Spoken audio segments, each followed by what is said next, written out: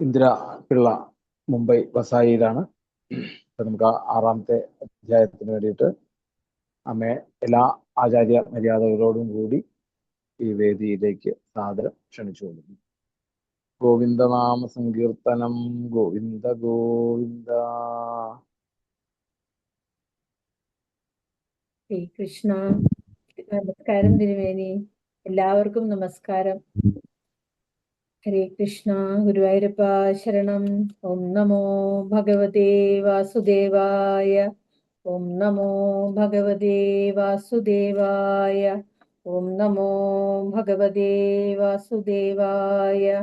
ഓം gum ഗണപതേ നമഃ. ഓം some സരസ്വത്യേ നമഃ. ഓം സദ്ഗുരുഭ്യോ നമഃ. കൃഷ്ണം നാരായണം വന്ദേ. കൃഷ്ണം വന്ദേ വ്രജപ്രിയം. കൃഷ്ണം ദ്വൈപായനം വന്ദേ. കൃഷ്ണം വന്ദേ വൃഥാസുതം. യോऽന്തഃപ്രവിശ്യ മമ വാചമിമാം പ്രസുപ്താം സഞ്ജീവയത്യഖിലശക്തിധരസ്വധാംനാ അന്यांश्च ഹസ്തചരണശ്രവണത്വഗാദീൻ പ്രാണാൻ നമോ ഭഗവതേ പുരുഷായ തുഭ്യം. സച്ചിദാനന്ദരൂപായ വിശ്വോൽപത്യാദിഹേതവേ താപത്രയ വിനാശായ ശ്രീകൃഷ്ണായ വയം നമഃ. പറയുന്ന ഓരോ വാക്കുകളും ഭഗവാൻ ശ്രീഹരിയുടെ പാദങ്ങളിൽ സമർപ്പിച്ചുകൊണ്ട് എന്തെങ്കിലും അറിയാവുന്നത് എന്ന് പറഞ്ഞു വയ്ക്കാൻ ശ്രമിക്കുകയാണ് കേട്ടോ. ഇന്ന് ഭാഗവത മാഹാത്മ്യം 6-ാമത്തെ അധ്യായം, ഭാഗവത പാരായണ വിധി, അതിനെപ്പറ്റിയാണ് രണ്ട് വാക്ക് പറയാൻ ഉദ്ദേശിക്കുന്നത്. ഇപ്പൊ ഭാഗവത പാരായണത്തിൻ്റെത് മാത്രമല്ല, അതിന് എങ്ങനെയാണ് ആളുകളെ ക്ഷണിക്കേണ്ടത് എന്നുകൂടിയൊക്കെ ഇതിൽ പറയുന്നുണ്ട്. ഇപ്പം നമ്മൾ തന്നെ ഏറ്റവും നല്ല ഉദാഹരണമാണ്. തിരുമേനി ഇപ്പോൾ ഓൺലൈനിൽ അല്ലെങ്കിൽ മീഡിയയിലൂടെയൊക്കെ നമുക്ക് ഈ ഭാഗവതത്തിൻ്റെ സപ്താഹ കാര്യങ്ങളൊക്കെ എല്ലാവരെയും അറിയിക്കുവാനുള്ള സാഹചര്യങ്ങളൊക്കെ ഉണ്ട്. ഇപ്പോൾ ഒരു ഫ്ലെക്സ് ബോർഡ് അടിച്ചൊക്കെ നമ്മൾ വെച്ചിരിക്കുന്ന കാണാം വഴിയിലൊക്കെ, ചില അമ്പലങ്ങളുടെ മുന്നിൽ. അല്ലെങ്കിൽ നമ്മൾക്ക് ഓൺലൈനിലൂടെ ഫേസ്ബുക്കിലെ മീഡിയകളിലെല്ലാം ഇത് തന്നെ പ്രചരിപ്പിച്ച് നമുക്ക് ചെയ്യാൻ പറ്റും. പക്ഷെ ഈ നമ്മളുടെ ഈ ഭാഗവത കഥയിൽ പറയുന്നത്, അല്ലെങ്കിൽ ഭാഗവതത്തിലെ മഹാത്മ്യത്തിൽ പറയുന്നത് അന്നത്തെ കാലത്തെ കാര്യങ്ങളായതുകൊണ്ട് അതുകൂടി ഒന്ന് പറഞ്ഞു പോവാം. ഒരു ജ്യോത്സ്യനെ കൊണ്ട് മുഹൂർത്തം നോക്കി പലരുടെയും അളവറ്റ സഹായമൊക്കെ കൊണ്ട് കുറേ പണമൊക്കെ സംഭരിച്ച് നടത്തേണ്ട ഒരു കർമ്മമാണ് ഒരു സപ്താഹം. 6 ചാന്ദ്രമാസങ്ങളിൽ ഈ സപ്താഹം നടത്തുന്നത് വളരെ ഉത്തമമാണ്, മോക്ഷത്തിന് ഉതകുന്നതാണ്. ഈ ചാന്ദ്രമാസങ്ങൾ ഏതാണെന്ന് വെച്ചാൽ ഭാദ്രപദം, അശ്വിനം, കാർത്തിക, മാർഗശീർഷം, ആഷാഢം, ശ്രാവണം എന്നിങ്ങനെയുള്ള ചാന്ദ്രമാസങ്ങൾ. ഈ ചാന്ദ്രമാസങ്ങളിലാണെങ്കിലും അതിൽ തന്നെ ത്യാജ്യമായിട്ടുള്ള ദിവസങ്ങളുണ്ട്. അവയൊക്കെ ഉപേക്ഷിച്ച് അങ്ങനെ മുഹൂർത്തം നോക്കി ഈ സപ്താഹ കർമ്മം നടത്തേണ്ടതാണ്. സപ്താഹം നടത്തുന്നതിൽ ഉത്സാഹമുള്ളവരും അതുപോലെ കർമ്മനിരതരും ആയിട്ടുള്ള ആളുകൾ ഒത്തുചേർന്ന് നാട്ടിലൊരു സപ്താഹം നടക്കുന്നുണ്ട് എന്ന് പ്രചരിപ്പിച്ച് അതിന് കുടുംബസമേതം എല്ലാവരും എത്തിച്ചേരണം എന്ന് പറഞ്ഞ് അവരെ പ്രേരിപ്പിക്കുവാൻ ഉതകുന്ന ആളുകൾ ചേർന്നാണ് ഇങ്ങനെ ഒരു സപ്താഹം നടത്തേണ്ടത്. ഹരിയുടെ കഥയാകുന്ന സപ്താഹം കേൾക്കുവാൻ ഇഷ്ടപ്പെടാത്തവരും ഉണ്ടാകും. അങ്ങനെയുള്ളവരെ അതിന്റെ എന്താ ചെയ്യേണ്ടത്? അതിന്റെ മാഹാത്മ്യം പറഞ്ഞ് മനസ്സിലാക്കി അവരെ ഇതിലേക്ക് വന്നു ചേരുവാൻ പ്രേരിപ്പിക്കണം. ഈ അവരോട് നമുക്ക് വളരെ അപേക്ഷയോടെ പറയാം, ശ്രീമൽ ഭാഗവതമാകുന്ന അമൃതം പാനം ചെയ്യുവാൻ ഉള്ള ഒരു അവസരം വന്നു ചേർന്നിരിക്കുന്നു. ഇവിടെ ഇനി അടുത്ത് നടക്കുന്ന 7 ദിവസം, നമ്മളുടെ ഇപ്പൊ നവാഹം പോലെയാണെങ്കിൽ 9 ദിവസം ഒരു ദുർലഭമായിട്ടുള്ളൊരു സജ്ജന സംഗമം നടക്കും. അപ്പം ഭക്തരെ, നിങ്ങൾ ഇതിലൊക്കെ പങ്കുചേരൂ. ഇനി അഥവാ നിങ്ങൾക്ക് 9 ദിവസം അല്ല 7 ദിവസം പങ്കെടുക്കാൻ സാധിക്കുന്നില്ല എങ്കിൽ 1 ദിവസമെങ്കിലും ഇതിലൊന്ന് പങ്കെടുക്കൂ എന്ന് പറഞ്ഞ് നമുക്ക് അവരെ വിനയപൂർവ്വം ക്ഷണിക്കാം. പിന്നീടോ കഥാകഥനത്തിന് ഉതകുന്ന ഒരു സ്ഥലം കണ്ടെത്തണം. നമുക്ക് ക്ഷേത്രങ്ങളാകാം, വീടുകളാകാം, അല്ലെങ്കിൽ ഏതെങ്കിലും പുണ്യസ്ഥലങ്ങളാകാം. നമ്മളിപ്പോ കേൾക്കാറുണ്ട് നൈമിഷാരണ്യത്തിലെ സപ്താഹം, ഹരിദ്വാറിലെ സപ്താഹം, വൃന്ദാവനത്തിലെ സപ്താഹം എന്നൊക്കെ. അപ്പൊ അതുപോലെ ഏതെങ്കിലും പുണ്യസ്ഥലങ്ങളിലും ആകാം. വാഴപ്പിണ്ടിയും കുലവാഴയും ഒക്കെ ഉള്ള മണ്ഡപം കൊടിതോരണങ്ങളും പുഷ്പമാല്യാദികളും കൊണ്ട് അലങ്കരിച്ച് സജ്ജമാക്കി സപ്ത ലോകങ്ങളും സങ്കല്പിച്ച് ഉചിതമായ ഇരിപ്പിടങ്ങളും ഒക്കെ ഉണ്ടാക്കി ഭാഗവത പ്രഭാഷണം നടത്തുന്ന ആചാര്യനും ദിവ്യമായ പീഠങ്ങളൊക്കെ ഒരുക്കി, അതുപോലെ ഭാഗവത കഥാശ്രവണത്തിന് വ്രതത്തോടെ ഇരിക്കുന്ന മഹാനുഭാവന്മാരുണ്ടെങ്കിൽ അവർക്കും ഉചിതമായ പീഠങ്ങളൊക്കെ ഉണ്ടാക്കി കൊടുക്കണം. അങ്ങനെ ശ്രോതാവുമൊക്കെ സ്ഥല സൗകര്യം പോലെ അങ്ങനെ ഉചിതമായ സ്ഥലത്ത് ആസനസ്ഥരാകണം. വക്താവ് എങ്ങനെയുള്ള ആളായിരിക്കണം എന്നാണെങ്കിൽ, വക്താവ് വിഷ്ണു ഭക്തനും വേദജ്ഞനും ബുദ്ധിമാനും ധനത്തിൽ അർത്തിയില്ലാത്തവനും ഉള്ള ആളായിരിക്കണം. അതുപോലെ പല ശാസ്ത്രങ്ങളും പഠിച്ചിട്ട് ഏതാണ് ശരിയെന്ന് നിശ്ചയമില്ലാത്തവരോ അല്ലെങ്കിൽ വേദഖണ്ഡനം ചെയ്യുന്നവരോ ഒന്നും വക്താക്കളാകുവാൻ അർഹരല്ല. ഭാഗവത കഥകൾ ജനങ്ങൾക്ക് പറഞ്ഞു കൊടുക്കുന്നതിനും സംശയം തീർക്കുന്നതിനുമൊക്കെയായി പ്രാപ്തനായുള്ള ഒരാൾ എപ്പോഴും ഈ വക്താവിന്റെ കൂടെ ഉണ്ടായിരിക്കണം. അതുപോലെ കഥാകഥനത്തിൽ വിഘ്നങ്ങൾ ഉണ്ടാകാതെ ഇരിക്കുവാൻ ഗണപതിയെ ആരാധിക്കണം. ഒരു പത്മമിട്ട് ഭഗവാനെ ആരാധിച്ചിരുത്തി മന്ത്രത്തോടുകൂടി പ്രദക്ഷിണ നമസ്കാരാദികളൊക്കെ നടത്തി പൂജയുടെ അവസാനത്തിൽ സംസാരസാഗരേ മഗ്നം ദീനം മാം കരുണാനിധേ കർമ്മഗ്രാഹഗൃഹീതാംഗം മാം ഉദ്ധര ഭവാർണവാദ്. ഈ സ്തുതി ചൊല്ലണം. ഈ സ്തുതിയുടെ അർത്ഥം എന്താണ്? കരുണാനിധേ, സംസാരമാകുന്ന സമുദ്രത്തിൽ മുങ്ങിത്താഴ്ന്നവനും കർമ്മമാകുന്ന മുതലയുടെ പിടിയിൽ അകപ്പെട്ടവനുമായ എന്നെ ഉദ്ധരിക്കുക. പിന്നീട് ഭഗവാന്റെ പ്രത്യക്ഷ രൂപമായ ശ്രീമൽ ഭാഗവതത്തെയും ധൂപദീപാദികൾ കൊണ്ട് പൂജിച്ച് ആരാധിക്കണം. ശ്രീമൽ ഭാഗവതാഖ്യോയം പ്രത്യക്ഷ കൃഷ്ണ ഏവ ഹി സ്വീകൃതോസി മയാ നാഥ മുക്ത്യർത്ഥം ഭവസാഗരേ മനോരഥോ മദീയോയം സഫല സർവധാ ത്വയാ നിർവിഘ്നേനൈവ കർത്തവ്യോ ദാസോഹം തവ കേശവ. ഇത് ഭഗവാനെ സ്തുതിച്ച് ചൊല്ലിയതിനു ശേഷം ശ്രീമൽ ഭാഗവതത്തിനെ നമ്മൾ അത്രയേറെ അതിൻ്റെ ആ ഒരു പവിത്രത മനസ്സിലാക്കി നമ്മൾ ഇതിനെ വായിക്കുവാനുള്ള സാഹചര്യങ്ങളൊക്കെ ഉണ്ടാക്കണം. ഈ ശ്ലോകത്തിന്റെ അർത്ഥം, ശ്രീമൽ ഭാഗവതം എന്ന ഈ ഗ്രന്ഥം ശ്രീകൃഷ്ണന്റെ പ്രത്യക്ഷ സ്വരൂപമാണ്. സംസാര സാഗരത്തിൽ നിന്ന് മോചിപ്പിക്കുവാൻ അങ്ങ് എന്നെ സ്വീകരിച്ചിരിക്കുന്നു. അതായത് ഒരു കഥാവൃത്തി, ഒരു കഥ കേൾക്കാൻ ആരാണോ, കഥ പറയുവാനുള്ള സൗകര്യങ്ങൾ ഒരുക്കുന്നത് ആരാണോ ആ ആളും ഇതിനു വേണ്ടിയിട്ട് വ്രതമൊക്കെ എടുത്തിട്ടാണ് ഇരിക്കേണ്ടത്. അപ്പൊ അങ്ങനെ അദ്ദേഹമാണ് ഇത് പറയുന്നത്. എന്നെ സ്വീകരിച്ചിരിക്കുന്നു കേശവ, അങ്ങയുടെ ദാസനായ എൻ്റെ ഈ മനോരഥം അങ്ങ് നിർവിഘ്നം നടത്തിത്തരണം എന്ന് ഭഗവാനോട് അപേക്ഷിച്ച് പ്രാർത്ഥിക്കണം. ഇങ്ങനെ പ്രാർത്ഥിച്ചതിന് ശേഷം വക്താവിന് ആചാര്യവരണം നടത്തണം. ഭാഗവത കഥാകഥനം മുഖേന അജ്ഞാനം നീക്കുവാൻ അഭ്യർത്ഥിക്കണം. അതുപോലെ വിഘ്നശാന്തിക്കായി ഓം നമോ ഭഗവതേ വാസുദേവായ എന്ന ദ്വാദശാക്ഷര മന്ത്രം ജപിച്ച് എല്ലാവരെയും അവരവർക്ക് ഉള്ള സ്ഥാനത്ത് ഇരുത്തണം. പിന്നീടോ വ്രതശുദ്ധിയോടെ ലൗകിക കാര്യങ്ങൾ ചിന്തിക്കാതെ ഭക്ഷണമൊക്കെ നിയന്ത്രിച്ച് കഴിവതും നിവേദ്യച്ചോറ് കഴിച്ച് ഒക്കെ സപ്താഹ കഥകൾ ശ്രവിക്കണം. ഇപ്പൊ ഒരു നേരം ഭക്ഷണം കഴിക്കാം, ഇല്ലെങ്കിൽ ഭക്ഷണം കഴിക്കാതെ 7 ദിവസവും ഭക്ഷണം കഴിക്കാതെ വ്രതത്തോടെ സപ്താഹം കേൾക്കാം. ഇനി അതുമല്ല എങ്കിൽ വ്രതം എടുത്തിരിക്കാൻ പറ്റുന്നില്ലെങ്കിൽ കഴിയുന്നതും ഫലങ്ങൾ ഭക്ഷിച്ചുകൊണ്ട് ചെയ്യാം. ഇനി അതിന്റെ ഉദ്ദേശം എന്താണെന്ന് വെച്ചാൽ മലമൂത്ര വിസർജനത്തിനുള്ള ഇതുകളൊക്കെ ഒഴിവാക്കുന്നതിന് വേണ്ടിയാണ്. കഴിയുന്നതും എത്രയും കുറയ്ക്കാൻ പറ്റുമോ അത്രയും ചെയ്യുന്നതിന് വേണ്ടിയിട്ടാണ്. പിന്നീട് പറയുന്നത്, ദരിദ്രൻ, ക്ഷയരോഗി, സന്താനഹീനർ, ഭാഗ്യഹീനർ, പാപികൾ, മോക്ഷം ആഗ്രഹിക്കുന്നവർ ഒക്കെ പരിഹാരാർത്ഥം ഭാഗവതം ശ്രവിക്കേണ്ടതാണ്.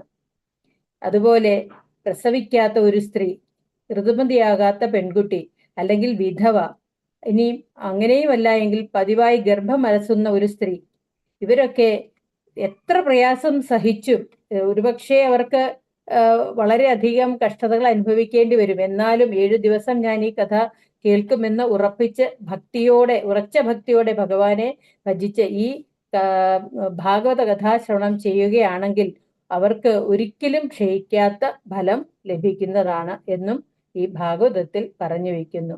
കോടി യജ്ഞങ്ങൾ ചെയ്താലുള്ള ഫലം അത്യുത്തമമായ ഭാഗവത കഥാശ്രവണം കൊണ്ട് ലഭിക്കും. ഇങ്ങനെ കഥാശ്രവണമൊക്കെ നടത്തി സമർപ്പിച്ച ശേഷം വക്താവിനെയും ഭാഗവത ഗ്രന്ഥത്തെയും പൂജിക്കണം. പ്രസാദ വിതരണം നടത്തണം, കീർത്തനം ആലപിക്കണം, ജയ ജയ ശബ്ദം മുഴങ്ങണം, ഭക്ഷണം കൊടുക്കണം. സപ്താഹ ശ്രവണത്തിന്റെ ഉദ്ദേശം തന്നെ വൈരാഗ്യമാണ്. ഭഗവത്ഗീത പാരായണം നടത്തുന്നതും വളരെ നല്ലതാണ്. ഭാഗവത പാരായണത്തിന് തുല്യമായ ഗായത്രി മന്ത്രസ്തുതികളോടെ ഹവനം ചെയ്യുന്നതും ദോഷശാന്തിക്ക് നല്ലതാണ്. ദിവ്യദാനങ്ങൾ അതീവ മഹത്തരമാണ്. പിന്നീടോ സർവഫലദായകമായ വിഷ്ണു സഹസ്രനാമം ജപിക്കാം. ശ്രോതാവിന്റെ വ്രതസമാപ്തിക്കായി പൂജിക്കപ്പെട്ട ഒരു ഭാഗവത ഗ്രന്ഥം ദക്ഷിണയും കൂട്ടി ആചാര്യന് ദാനം ചെയ്യണം. സർവശുഭദായകമായ ഭാഗവത പുരാണം ചതുർവർഗങ്ങളെയും പുരുഷാർത്ഥങ്ങളെയും ദാനം ചെയ്യുന്നതാണ്. അതുപോലെ തന്നെ ഭുക്തിയും മുക്തിയും ലഭിക്കാൻ സാധിക്കുന്നതുമാണ് ഭാഗവത കഥാ ശ്രവണത്തിലൂടെ. അത് വ്രതശുദ്ധിയോടെ വളരെ ശ്രദ്ധയോടെ ഭാഗവതത്തിനെ മാത്രം ധ്യാനിച്ച് ഉപാസിച്ച് ആ കഥാശ്രവണം 7 ദിവസം ചെയ്യുകയാണെങ്കിൽ ലഭിക്കുന്ന ഫലത്തിന് ഭഗവാൻ തന്നെ പറയുന്നുണ്ട്, ഇതിൽ തന്നെ പറയുന്നുണ്ട്, മോക്ഷത്തിന് ഉതകുന്നതാണ്. പിന്നീട് സൂതമഹാശയൻ പറയുകയാണ്, അങ്ങനെ ആ മഹാത്മാക്കൾ 7 ദിവസം വളരെ ശ്രദ്ധയോടെ സർവപാപങ്ങളും നശിപ്പിക്കുന്നതും ഭുക്തിയും മുക്തിയും പ്രദാനം ചെയ്യുന്നതും പുണ്യമയവുമായ ഭാഗവത കഥ സർവഭൂതങ്ങളും കേട്ടുകൊണ്ടിരിക്കെ യഥാവിധി പറഞ്ഞ് സമർപ്പിച്ചു. പൂജയോടെ മഹാവിഷ്ണുവിനെ സ്തുതിച്ച് അവസാനം ഭക്തിജ്ഞാന വൈരാഗ്യങ്ങൾക്ക് യൗവനപുഷ്ടി ലഭിച്ചു. നാരദന് തന്റെ മനോരഥം സാധിച്ചതിൽ പരമാനന്ദവും കൃതാർത്ഥതയും കൊണ്ട് സർവ അംഗവും പുളകിതനായി തീർന്നു. ഏറ്റവും ഈ ഭാഗവത കഥാശ്രവണ ശേഷം അദ്ദേഹം പ്രേമം കൊണ്ട് ഗദ്ഗദകണ്ഠനായി, ഞാൻ ധന്യനും അനുഗ്രഹീതനുമായിരിക്കുന്നു, ഭഗവാൻ എനിക്ക് കരഗതനായിരിക്കുന്നു എന്ന് പറഞ്ഞ് വളരെയധികം സന്തോഷിച്ചു. അതിന് കാരണം ആരാണ്? ഈ ഋഷീശ്വരന്മാരാണ്. ഈ സപ്താഹം നടത്തിയ ഋഷീശ്വരന്മാരാണ്. ആ യോഗിവര്യന്മാരെ അദ്ദേഹം വീണ് നമസ്കരിച്ചു. ഏറ്റവും ഉത്തമമായ ഭാഗവതധർമ്മം ശ്രവണമാണെന്നും ഇവിടെ പറഞ്ഞു വയ്ക്കുന്നു. ഇങ്ങനെ ഇരിക്കുമ്പോൾ യോഗീശ്വരനായ വ്യാസപുത്രനും അപ്പോൾ 16 വയസ്സുമുള്ള ശുകമഹർഷി അവിടെ വന്നു ചേർന്നു. ഈ ശുകമഹർഷിയെ ഇതിൽ വർണ്ണിക്കുന്നത് നിഗമകൽപതരോർഗലിതം ഫലം ശുകമുഖാദമൃതദ്രവ സംയുതം പിബത ഭാഗവതം രസമാലയം മുഹുരഹോ രസികാ ഭുവി ഭാവുകാ യം പ്രവ്രജന്തമൻ ധർമ്മപ്രോദ്യുതകൈതവോത്ര പരമോ നിർമ്മത്സരാണാം സദാം വേദ്യം വാസ്തവമത്ര വസ്തുശിവദം താപത്രയോന്മൂലനം. ശ്രീമദ്ഭാഗവതേ മഹാമുനികൃതേ കിം വാ പരൈരീശ്വര സദ്യോ ഹൃദ്യവരുദ്ധ്യതേ പ്രകൃതിഭി ശുശ്രൂഷുഭിസ്തൽക്ഷണാത്. ഈ ശുകമഹർഷിയെ കണ്ടാൽ അത്രയധികം തേജസ്വിയായിരിക്കുകയാണ്. അദ്ദേഹം യോഗേശ്വരനുമാണ്. അങ്ങനെ യോഗേശ്വരനും വ്യാസപുത്രനുമായ ആ 16 വയസ്സുള്ള ആ കോമള രൂപനായ ശുകമഹർഷി അവിടെ വന്നു ചേർന്നു. അത്യന്ത തേജസ്വിയായ അദ്ദേഹം പ്രേമത്തോടെ ഭാഗവതം വായിച്ചുകൊണ്ടാണ് അവിടെ എത്തിയത്. അദ്ദേഹത്തെ അവർ പീഠത്തിലിരുത്തി പൂജിച്ചു. അപ്പോൾ ശുകമഹർഷി പറഞ്ഞു, അമരരസം നിറഞ്ഞതും രസമയവുമായ ഭാഗവതം കാപട്യലേശമെന്യേ ഭാഗവത ധർമ്മം വ്യാസമഹർഷി ഇതിൽ പ്രതിപാദിച്ചിരിക്കുന്നു. പരമമംഗളപ്രദായകമായ ഈ ഭാഗവതത്തിൽ നിന്ന് ബ്രഹ്മം എന്താണെന്ന് അറിയാവുന്നതാണ്. താപത്രയത്തെ ഉന്മൂലനം ചെയ്ത് വളരെ വേഗത്തിൽ ഭഗവാൻ ഹൃദയത്തിൽ പ്രകാശിതമാകുവാൻ ഇതിൽ നിന്ന് അന്യമായി വേറെ ഒന്നിനും സാധിക്കില്ല. വൈഷ്ണവരുടെ ധനവും പുരാണങ്ങളുടെ തൊടുകുറിയുമാണ് ഭാഗവതം. ഈ ഭാഗവത ശ്രവണവും ഭാഗവത പാരായണവും പരമഹംസ പദവിയിൽ എത്തിക്കുവാൻ ഉതകുന്ന കേവല ജ്ഞാനം മനുഷ്യർക്ക് നൽകും എന്ന് ഇതിൽ നിന്ന് നമുക്ക് മനസ്സിലാക്കാം. ഭക്തിജ്ഞാന വൈരാഗ്യങ്ങൾ ജ്ഞാനവൈരാഗ്യങ്ങൾ സിദ്ധിച്ച് ഭക്തിജ്ഞാന വൈരാഗ്യങ്ങൾ സിദ്ധിച്ച് മുക്തനായി തീരുവാൻ ഭാഗവത ശ്രവണ പാരായണങ്ങൾ കൊണ്ട് സാധിക്കും. ഭാഗ്യവാന്മാരായവർ ഇത് പാനം ചെയ്യൂ. സ്വർഗത്തിലോ സത്യലോകത്തിലോ കൈലാസത്തിലോ ഈ രസം ലഭിക്കുകയില്ല. ഇത് ശുകമഹർഷി പറയുന്നതാണ് കേട്ടോ. ഒരിക്കലും ഇത് ഉപേക്ഷിക്കുവാൻ ഇടവരാതിരിക്കട്ടെ എന്നും ശുകമഹർഷി അവിടെ കൂടിയിരുന്ന ആ ആളുകളോട് പറയുകയാണ്. ഈ സഭയിൽ ഇങ്ങനെ പറഞ്ഞുകൊണ്ടിരിക്കെ ഭഗവാൻ ആരോടുകൂടിയാണ് വന്നോന്ന് നോക്കൂ. പ്രഹ്ലാദൻ, മഹാബലി, ഉദ്ധവൻ, അർജുനൻ തുടങ്ങിയ ഭാഗവതോത്തന്മാരോടുകൂടി അവിടെ എത്തിച്ചേർന്നു. മഹാവിഷ്ണു അവിടെ എത്തിച്ചേർന്നു. നാരദ മഹർഷി അവരെ എല്ലാവരെയും പൂജിച്ചു. ഇവരെ ഇങ്ങനെ പൂജിച്ചു സ്തുതിച്ചുകൊണ്ടിരിക്കുന്നതിനിടയിൽ ബ്രഹ്മാവും പരമശിവനും പാർവതിയും അവിടെ എത്തിച്ചേർന്നു. അങ്ങനെ അവരും അതിൽ പങ്കുകൊണ്ടു. എല്ലാവരും ഓരോരോ തരത്തിൽ സ്തുതിക്ക് മാറ്റുകൂട്ടി. ഭക്തിജ്ഞാന വൈരാഗ്യങ്ങൾ നൃത്തം വെച്ചു. ഈ കാഴ്ച കണ്ട് മഹാവിഷ്ണു സന്തോഷത്താൽ അവരോട് പറഞ്ഞു, നിങ്ങൾക്ക് ഇഷ്ടപ്പെട്ട വരം ചോദിക്കുമെന്ന്. അപ്പോൾ അവരെല്ലാവരും കൂടി മഹാവിഷ്ണുവോട് ആവശ്യപ്പെട്ട ഒരേ ഒരു കാര്യം, ഭഗവാനെ, അങ്ങ് സപ്താഹ യജ്ഞങ്ങളിൽ സന്നിഹിതനായി ഞങ്ങളുടെ മനോരഥം പൂർത്തീകരിക്കണമെന്നാണ്. അപ്പോ ഭഗവാൻ വളരെ സന്തോഷമായി. ഭഗവാൻ പറഞ്ഞു, അങ്ങനെ തന്നെ, അല്ലെങ്കിൽ തഥാസ്തു എന്ന് മറുപടി പറഞ്ഞ് ഭഗവാൻ മറഞ്ഞു. നാരദൻ ശുകാദി മഹർഷിമാരെയും ഭഗവാനെയും സങ്കൽപ്പിച്ച് നമസ്കരിച്ചു. ശുകമഹർഷി ഭക്തിയെ ജ്ഞാനവൈരാഗ്യങ്ങളാകുന്ന സുതരോടൊപ്പം ഭാഗവതത്തിൽ ലയിപ്പിച്ചു. അതുകൊണ്ട് ഭാഗവതത്തെ ഉപാസിക്കുന്ന ഭക്തന്മാരുടെ മനസ്സിൽ ഭഗവാൻ സദാ പ്രകാശിക്കുന്നു. സംസാരത്തിൽപ്പെട്ട് ഉഴലുന്നവർക്ക് ശരിയായ ഉപാസനയിലൂടെ വിഷമവും പ്രയാസവും മാറി മോചനം ലഭിച്ച് ക്ഷേമം നൽകും എന്ന് ഭാഗവതം ഉറപ്പു നൽകുന്നു. ഈ കലികാലത്ത് ഭഗവത് കഥ അല്ലെങ്കിൽ ഭഗവാനെ സംബന്ധിച്ച എന്തും, പ്രത്യേകിച്ച് ഭാഗവത സപ്താഹങ്ങളിലൂടെയൊക്കെ കേൾക്കുന്ന കഥകൾ സംസാര രോഗത്തിനുള്ള സിദ്ധൌഷധമാണ് എന്ന് സൂതൻ ശൗനകന് പറഞ്ഞു കൊടുക്കുന്നു. തീർത്ഥ സ്നാനാദികൾക്ക് പോലും ലഭിക്കാത്ത മോക്ഷം ഈ ഭാഗവത കഥാശ്രവണത്തിലൂടെ ലഭിക്കുന്നു. യമദൂതർ കാലപാശവുമായി പുറപ്പെട്ടു വരുമ്പോൾ മഹാവിഷ്ണു ഭക്തന്മാരെ ഒഴിവാക്കും. യമൻ പറഞ്ഞിട്ടുണ്ട്, അവരെ കണ്ടാൽ അവരെ അടുത്തേക്ക് പോവുകയേ വേണ്ടാന്ന്. ഹരിഭക്തരായിട്ടുള്ളവരെ ഒഴികെ മാത്രം നിയന്ത്രിക്കുവാനേ യമന് അധികാരമുള്ളൂ, അല്ലെങ്കിൽ സാധിക്കുകയുള്ളൂ. ഇതിന് പരീക്ഷിത്ത് സാക്ഷിയാണ്. ഭാഗവത ശ്രവണ മുക്തിക്ക് കാരണമാകുന്നു എന്നതിന് നമുക്ക് വേറെ ഒരു ഉദാഹരണം ആവശ്യമേ ഇല്ല. എല്ലാ ശാസ്ത്രങ്ങളുടെയും സാരാംശവും പരമരഹസ്യവുമായ ശ്രീമദ് ഭാഗവതത്തോളം ശ്രേഷ്ഠമായി മറ്റൊന്നും തന്നെ ഇല്ല. 12 സ്കന്ധങ്ങളിലായി വ്യാപിച്ചു കിടക്കുന്ന ഭാഗവതസാരം ഗ്രഹിക്കുക. ഭഗവത് ഭക്തി കൊണ്ട് അസാധ്യമായി യാതൊന്നും തന്നെ ഇല്ല. പത്മപുരാണത്തിൽ ഈ ശ്രവണവിധി കഥനം എന്ന അധ്യായം പഠിക്കുന്നതിലൂടെ കേൾക്കുന്നതിലൂടെ നമുക്ക് ഈ ഭാഗവതാമൃതം കൂടുതൽ കൂടുതൽ പാനം ചെയ്യുവാൻ സാധിക്കട്ടെ എന്ന് പ്രാർത്ഥിച്ചുകൊണ്ട്, ഹരേ കൃഷ്ണ കൃഷ്ണ കൃഷ്ണ ഹരേ ഹരേ, ഹരേ രാമ രാമ രാമ ഹരേ ഹരേ. പറഞ്ഞ വാക്കുകളൊക്കെ ശ്രീ ഗുരുവായൂരപ്പന്റെ പാദത്തിൽ സമർപ്പിക്കുന്നു. തിരുമേനിക്ക് നമസ്കാരം. ശ്രീകൃഷ്ണ.